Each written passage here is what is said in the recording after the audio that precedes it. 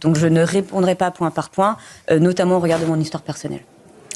Mais merci, parce que vous devez aussi rejoindre... Vous n'avez aucune réponse à formuler point par point. Non, mais il ne s'arrête jamais, en fait, c'est sa fin. À un moment, ça suffit, quoi. On est loin de la vous souriez quand vous passez votre temps à vous plier en quatre devant les forces étrangères, à avoir une eurodéputée qui passe son temps à aller porter la parole de tout autre pays que le nôtre. Je pense qu'on devrait un peu, s'il vous plaît... Madame Thévenot, je vais vous expliquer parce que, une fois encore, vous décidez d'utiliser les mêmes attaques parce que vous n'êtes pas capable d'assumer ce que vous êtes en train de faire. Oui, j'ai dit cracher du sang et des larmes. Pourquoi ? Parce qu'à l'intérieur de ce budget, et notamment du budget de financement de la sécurité sociale, vous allez de nouveau réduire les financements pour l'hôpital public.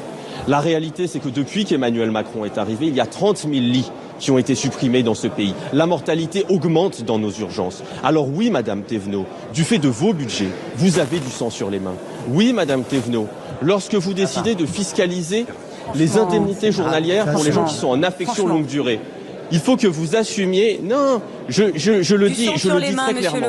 Il y a des gens dans ce pays qui sont malades du cancer. Il y a des gens, qui ont la sclérose en plaques et à qui vous allez retirer de l'argent. Il y a des gens qui ne vont pas pouvoir aller acheter leurs médicaments parce que vous avez décidé d'augmenter la franchise médicale en pharmacie. Si, Madame Thévenot, il faut que vous l'assumiez. Il y a des gens dans ce pays qui ne pourront pas se soigner à cause de vous. Il y a des gens qui galèrent à manger en France. Il y a des parents qui, par centaines de milliers, se privent de manger, se privent de repas pour pouvoir nourrir leurs enfants.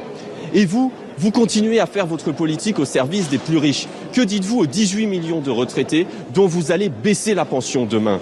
Vous vous en fichez, vous vous en moquez. Donc moi, je n'ai pas peur de dire que oui, votre budget va faire cracher du sang aux gens, parce que les gens n'en peuvent plus.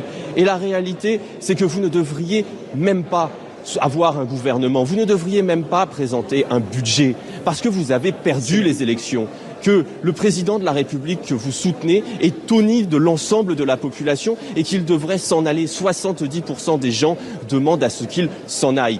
Nous avons un projet. Vous me parlez de débat. Nous avons des propositions. Aurélien Lecoq, le retour de l'ISF, la retraite à 60 ans. Des propositions, nous en avons plein, mais vous les refusez. Bon, on est loin de la lune de miel quand même. Vous souhaitez répondre ou j'ai l'impression que vous estimez que non, là, vous n'avez pas apporté de réponse. Je pense qu'il n'y a pas besoin d'apporter de réponse parce que c'est vraiment indigne ce qui vient d'être dit et je pense que ce n'est pas à la hauteur du débat budgétaire qui doit commencer et à la hauteur des défis auxquels nous devons pouvoir répondre. Donc je ne répondrai pas point par point, notamment au regard de mon histoire personnelle. Mais merci, parce que vous devez aussi rejoindre... Vous n'avez aucune réponse à formuler point par point. Non, mais il ne s'arrête jamais, en fait, c'est sa fin. À un moment, ça suffit, quoi. On est loin de la lune de miel quand même. On est loin de la lune de